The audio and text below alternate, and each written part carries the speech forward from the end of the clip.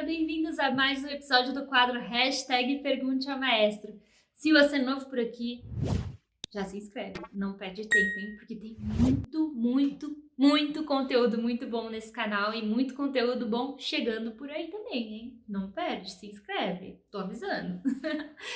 Corre aqui na nossa playlist Maratona se você é novo também, porque o Maestro já respondeu muita dúvida. Então tem muito vídeo legal para você maratonar e que vão te ajudar nos seus estudos de canto, eu tenho certeza. Tá bom? Deixa o seu joinha aqui nesse vídeo que é muito importante pra gente e compartilha nas redes sociais com seus amigos ou encaminha para aquele amigo que você sabe que vai curtir esse vídeo, beleza? Vem comigo, hashtag Pergunte ao Maestro. Olá, maestro, tenho 18 anos, estudo técnico em canto numa escola pública de São Paulo e me formo agora no final do ano. Me considero um bom aluno e músico, mas não sei como faço para trabalhar nessa área, pois o meu network quase não existe. Não sei procurar trabalhos voltados para a música e não tenho ajuda de músicos ou de pessoas que estão na área. Eu amo reger, cantar, lecionar aulas de canto, regentes e teoria, mas tenho essa dúvida. Como eu posso começar a trabalhar com música? Como e onde encontro isso? Olha, vou te dar algumas sugestões e você pode começar por aí. Muitos membros do meu ensemble começaram assim, como você está falando. Não sabiam aonde começar, entram no ensemble do Estúdio Marconi Araújo, começam a aprender como fazer, começam a aprender o protocolo e começam a trabalhar. Então, alguns dos nossos cantores tanto entram em musicais como fazem concertos e eventos e várias coisas que até nós mesmos indicamos, porque os membros do ensemble nós meio que agenciamos um pouco. Então, por exemplo, entrar num grupo de um bom maestro. Segundo, dizer esse texto que você acabou de dizer para mim para esse maestro. Eu gosto de reger, eu gosto de cantar, como eu poderia te ajudar aqui de graça, sabe? Vamos fazer uma troca, eu te ajudo tocando piano e você me dá aula de regência. Ou, como eu posso ajudar você aqui ensaiando naipe? Que você está aprendendo, você tem 18 anos, você está aprendendo, ele está te orientando e ele tem também um assistente. Ser assistente é uma das coisas que mais é interessante. O que eu tive de assistentes na minha vida, nossa, eu não sei contar no dedo, tive muitos assistentes. Então, pelo mundo inteiro já, fazendo carreira. Então, eu tenho um assistente meu que ele começou a trabalhar comigo quando ele tinha 15 anos. Hoje ele já tem filho, já está casado, um grande pianista, e a gente se fala e ele continua falando com muito carinho sobre a fase que ele foi meu assistente, o que ele aprendeu. Eu preparei ele para estudar fora, ele fez undergrad, grad e doutorado fora. Então, assim, ser assistente, eu acho que é a melhor maneira. Eu também fui assistente na faculdade. Perguntar para o seu professor de canto, seu professor de regência da escola onde você estuda, que grupos ele sugere que você tente entrar. Entra como cantor, vai se entendendo o protocolo do grupo, chega para o maestro, diz que você é músico, que você, entendeu? Tem todo esse caminho que é um protocolo a seguir, até que você consiga se capacitar melhor. Você vai se capacitar melhor como músico sendo assistente de alguém, né? Ou aprendendo com algum maestro, tendo experiência com orquestra, por exemplo. Às vezes tem uma orquestra jovem que precisa de um assistente. Você vai lá e faz de graça, porque você quer aprender. Então, são alguns exemplos que eu posso te dar, que aconteceram comigo, inclusive, não é? Às vezes acontece assim, a pessoa chega para mim e fala, olha, maestro, eu sou cantor, eu sou tenor, eu posso ser espala dos tenores se você quiser. Em troca, eu queria que o senhor me desse umas aulas disso assim, assim, assado. É possível? Quem decide isso é o professor, o maestro. Porque a intimidade começa daqui para aí. Ou pode ser que aconteça o contrário. Então, eu posso chegar para a Sami e dizer, Sami, tô vendo que você está progredindo vocalmente, que gostaria que você fosse minha assistente nos contraltos. Você pode? Líder dos contraltos, líder de naipe, você quer? Em troca, eu vou te dar tantas aulas, eu vou te fazer isso aqui. Então, pode partir dos dois lados, mas sempre a decisão é do lado de cá. Eu acho que te dei bastante opção. Se você, no mínimo, entrar num bom grupo, você já vai estar aprendendo. Um bom grupo, que eu estou dizendo, é um bom ensemble, um bom grupo vocal. Porque entrar num coro grande demais e que seja um coro muito comunitário, um coro muito básico tecnicamente, você não vai crescer tanto. Você precisa entrar num bom grupo. Às vezes até que tem que fazer teste, etc, etc. Como é o nosso ensemble. Tá bom? Maestro, como saber se o meu brilho é do mal? Parabéns pelo conteúdo. Adorei. Já tá maratonando, né? Pra falar desse jeito. Bom, você vai saber se o seu brilho é do mal se quando você sobe, ele te atrapalha para subir. Ou quando você desce, ele te atrapalha para descer. Ou você sente fadiga depois de um tempo cantando. Ou você sente algum tipo de sensação de arranhado, de tosse, como se você fosse tossir. São vários sintomas, tá? Ou a sua voz embica de uma vez. Se você está cantando, ela faz... Sabe assim? Ela aperta. Então, uma das características do brilho do mal é esse aperto. Eu tenho que fazer mais força para a voz sair, tá bom? Mas se ele for muito sutil, se não for muito, você pode conseguir não perceber. E aí você precisa da ajuda de uma fono ou de um professor de canto para te orientar melhor. Mas esses são os sintomas mais importantes, vamos dizer assim, do brilho do mal. Maestro e Tati, gostaria de fazer algumas perguntas. Tenho 24 anos e sou um cantor popular amador, que só canta em casa. Um dos meus maiores problemas é o controle do vibrato, já que é uma técnica que eu nunca havia treinado, pois sempre ouvi dizer que vinha naturalmente. Porém, percebo que o treino em cima disso está me trazendo ótimos resultados, não só sobre o vibrato em si, mas também sobre o placement e o fluxo de ar. Eu vi recentemente no YouTube um professor de canto lírico dizendo que o giro da voz auxilia no vibrato. Você poderia me explicar o que é esse giro? Seria eu usar o máximo de oscuro e ao mesmo tempo jogar a voz para a máscara? Outra dúvida: como o meu epigastro deve se comportar? Já vi pessoas dizendo que ele deve saltar para fora, outras que ele deve estar relaxado e que deve estar para dentro, mas eu nunca entendi. Pode me explicar também? O vibrato que eu busco é o diafragmático, pois pretendo cantar algumas canções do Tim Maia. E a última, na respiração, o ombro realmente não pode levantar nada? Quando eu expando minhas costelas, os meus ombros se mexem bem ligeiramente. Aliás, eu nunca fiz aula de canto, mas já devo ter visto todos os vídeos do YouTube sobre técnica vocal. E o seu canal de longe foi o que mais me ajudou. La Lutte Vocale foi a descoberta do santo grau para mim. Muito obrigada, de coração. E descobri recentemente que tem uma professora capacitada na minha cidade e já marquei uma aula com ela para depois da pandemia. Ótimo, faça essa aula. Que pergunta grande, hein? Vocês estão exigindo muito da minha mente. Eu não leio as perguntas antes, é tudo feito na hora aqui, tá? Então vamos por partes. Primeiro o ombro, pelo final. A postura da escola italiana é ombros relaxados e externo alto. Isso me ajuda, porque quando eu levanto o ombro, a respiração pode ficar clavicular. E aí você tem menos ar, tá? O que mais?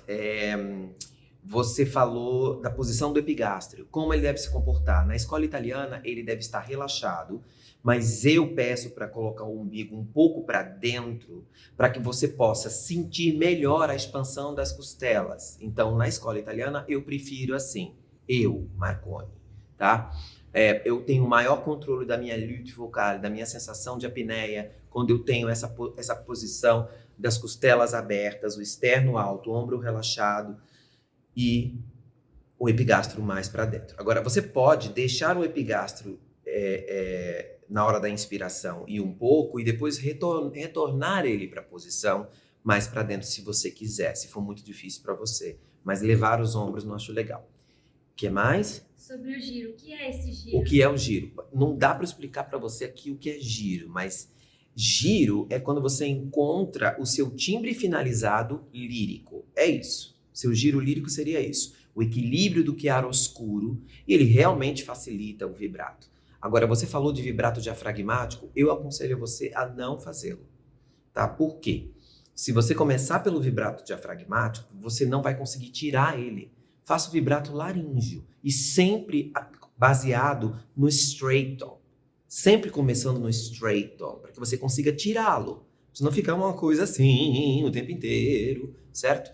Porque o vibrato diafragmático, ele parece mais simples, ele parece mais inteligente, depois ele começa a ficar pontual, se você exagera. Então, eu sempre digo que o vibrato para teatro, por exemplo, o melhor é o misto, mas esse misto nunca é metade laríngeo, metade diafragmático. É sempre 80% laríngeo, 20% diafragmático, para que eu não perca a linha de canto. Porque o vibrato puro diafragmático, ele tira a linha de canto. Então, não fica uma linha bonita, tá? Então, procure já corrigir esse vibrato diafragmático. Não use ele puro. Use ele sempre misto e mais laríngeo. Tem mais alguma coisa? Não. Respondi tudo? Respondeu. Que bom. Então é isso. E aproveite a professora capacitada para você estudar. Não espere acabar a pandemia. Faça online. Não espere. Já começa agora, porque quando você terminar a pandemia, você já está com o material estudado, aí você vai fazer presencial. Tá bom? Olá, maestro. Certa vez ouvi dizer que é possível controlar a epiglote para ganhar potência, projeção e brilho na voz. Isso procede mesmo? Como fazer para controlar a epiglote? Não tenho a mínima ideia. Não me preocupo com a minha epiglote, porque a função básica da epiglote é impedir que o alimento vá para o trato respiratório, certo? Essa é a função primordial dela. Então, existem alunos que têm epiglote gigantesca, em ômega, existem pessoas que têm epiglote muito pequena. Então, eu não sei por que eu buscaria brilho na epiglote, né? Com o uso da epiglote. Pode ser que exista realmente, que alguém consiga fazer isso. Eu desconheço. Aí eu adoro dizer que desconheço, porque as pessoas acham que porque você, ou o quadro #pergunte ao maestro, que eu tenho que saber tudo de tudo. Eu não sei. Então, é muito legal não saber, né? Porque o fato da gente não saber dá um alívio pra gente, né? De que a gente não tem que saber tudo. É maravilhoso, adoro isso. Oi, maestro. Comecei aulas de canto ano passado, com 16 anos. Senti uma enorme mudança na voz, ganhando mais graves, como já era o esperado, e também agudos com exercícios vocais. Não sei ao certo qual é a minha classificação vocal, mas acredito que eu seja um barítono, com uma extensão vocal maior, no caso, alcançando notas mais agudas que o normal de um barítono. Mas como posso fazer com que a voz de cabeça fique mais encorpada e com menos vestígios de ar na emissão das notas mais agudas? Você está numa fase de mudança de voz ainda. Então, o menino, especificamente, ele demora, sabe? E existem até homens com muda retardada, sabe, que a gente chama? Retardamento na muda vocal. Então, o ideal é que você não force a sua voz muito em tessituras que não sejam centrais, tá? Mas se você faz aula de canto, peça para sua professora trabalhar a sua voz de cabeça para que você tenha mais tônus, aumentando a faringe. Isso vai ser básico. O abaixamento da laringe e aumentar a faringe vai dar corpo e vai diminuir a soprosidade, entendeu? Então, exercícios de fechamento também, e exercícios de tubo vibrante posterior e tubo vibrante anterior vão te ajudar com a sua voz de cabeça. Mas sempre numa tessitura muito confortável, não vá muito até você sentir que a sua voz realmente terminou de mudar. Então nem pense em classificação agora, pense na classificação que você é agora. Agora você é um baritone, tá bom? Mais pra frente a gente vê quando você terminar a sua muda, tá bom? Maestro, o que é Strobass e como ele ajuda a projetar os graves? Strobass é um tipo de ajuste que os baixos têm para cantar notas muito graves, partindo basicamente de um fry. Então, o que ele perguntou? O que é e como ajuda a projetar os graves? Ajuda a projetar os graves porque você, o seu grave natural acaba, e aí quando começa o Strobass, ele dá potência para essas notas muito graves. Deixa eu ver se eu consigo fazer.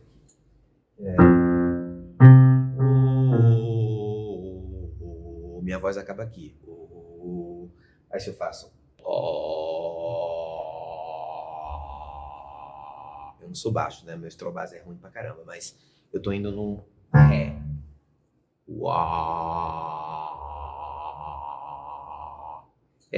Num contratenor sai horrível, assim, né? Mas num baixo sai interessante. E aí ele consegue afinar bem e ter essas notas subgraves com potência.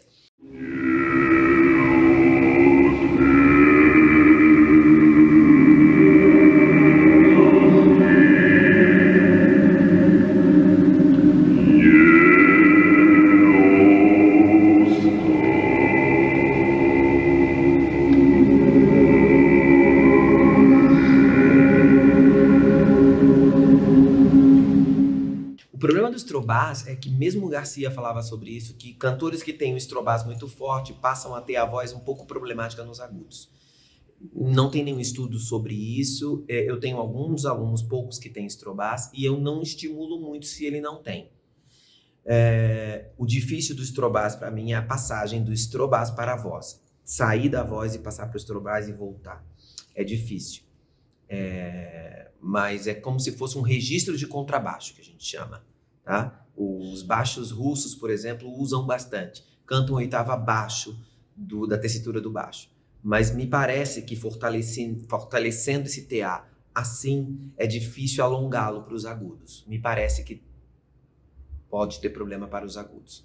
Mas eu não conheço nenhum estudo sobre isso. E no Brasil a gente quase não usa Estrobás. Então, só quando o aluno tem naturalmente. Eu tenho alguns alunos que têm naturalmente, e esses que têm naturalmente, eu só estimulo ele a fazer, por exemplo, uma canção, e no final da canção ele oitavar aquela nota. Que aí fica bonito, aquele grave imenso, mas ele não canta muito no Estrobás. Entendeu?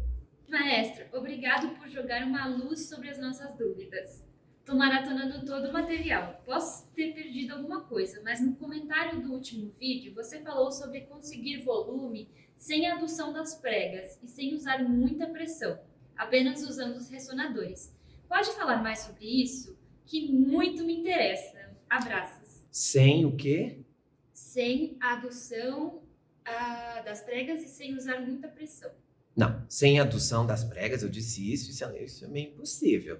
Sem adução das pregas eu não tenho como ter volume. O Garcia dizia que o brilho da voz vem da adução. Você quer dizer sem aumento da adução, sem aumento da pressão subglótica, eu posso conseguir volume? Sim, com os amplificadores. Então eu canto com pouca voz, eu canto com pouca massa recrutável, pouca pressão subglótica e amplifico nas cavidades, nas 5. Rinofaringe, orofaringe, laringofaringe, cavidade nasal, cavidade oral. Eu uso isso para projetar. E aí, manobras. Existem manobras para cada uma dessas regiões. Então, você precisa fazer aula para você conseguir aumentar essa faringe, aumentar a sensação da voz na cavidade nasal ou na cavidade oral, sem que a voz fique nasal. Corrigir a pressão subglótica se ela estiver excessiva, ou seja, pensar numa voz sempre com preguiça. Isso não quer dizer que ela não tem adução. Se ela tem adução aqui, mas a adução está aliviada. Então, essa adução aliviada é que eu devo ter falado para você. Então, estude com essa adução aliviada, ampliando a voz e melhorando o brilho. Você vai ter um aumento de sensação de volume, mas você continua com aquela adução lá de baixo, entendeu? Com essa adução doce, que é como eu corrijo a maioria das vozes dos meus alunos que estão apertadas, que estão com aquela voz de cocô, entendeu? Acho que deve ser isso que você quis dizer. Queria saber de onde até onde vai a extensão do maestro. Mostra pra gente. Vixe. Sei lá. Hoje eu tô sem Estrobás, né?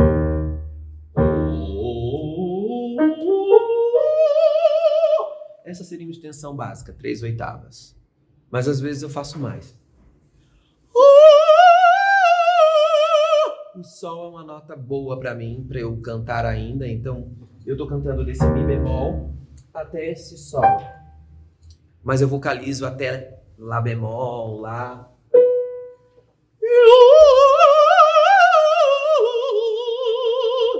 Por exemplo, eu consigo subir mais, às vezes, então até um lá às vezes vai, mas eu nem tô aquecido aqui. Então, tipo, basicamente isso. Agora, extensão não é usável, né? Esse mi bemol que você ouviu ali, não é usável. Não dá pra usar em lugar nenhum. Então, a minha tessitura, então vamos falar de tessitura, a minha tessitura vai de um ré,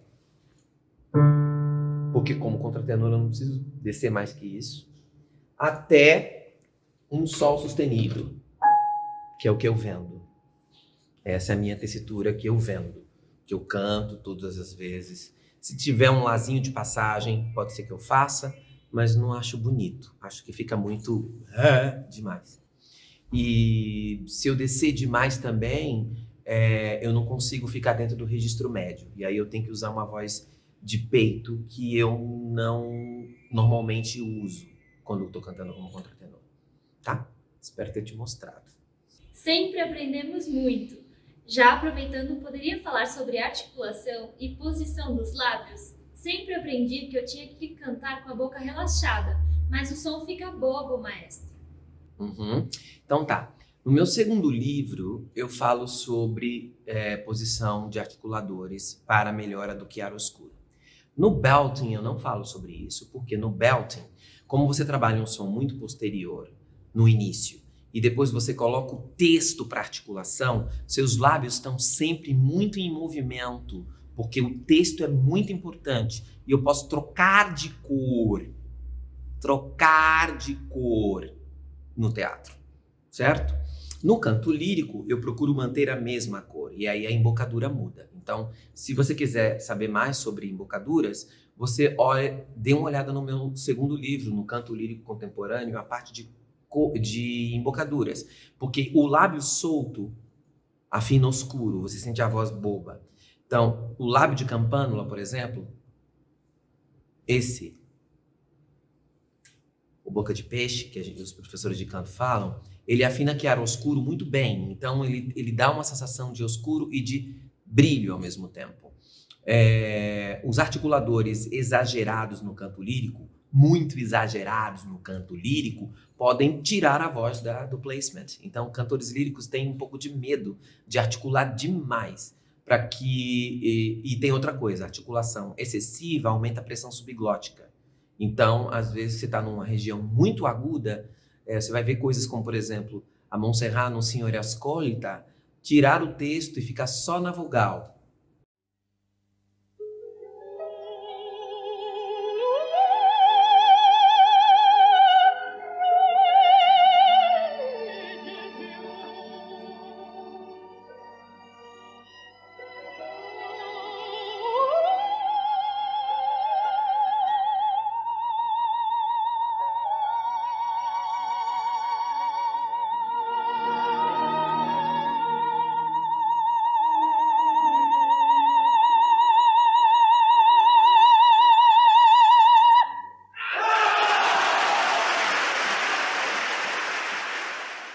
Sabe?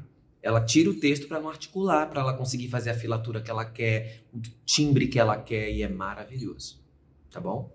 Então, espero ter te ajudado. Olá, maestro! Muito obrigado por esses vídeos, tem me ajudado muito. Fiz uma aula com um professor capacitado e ele identificou minha borda tênue diferente do que eu entendia. Em meia escala, em Ré maior, na nota Lá3, quando faço bem solta e mais soprosa, ou firme, as duas são borda tênue, porém a mais firme com a ajuda dos adutores. Teria como demonstrar e explicar essas diferenças? Obrigado. Deixa eu ver se eu estou tentando entender. Você pode querer dizer que você está cantando esse Lá e tá uau! E ela tá aduzida, ou seja, firme, com mais adutores, e ela assim. As duas bordas são tênues, tá?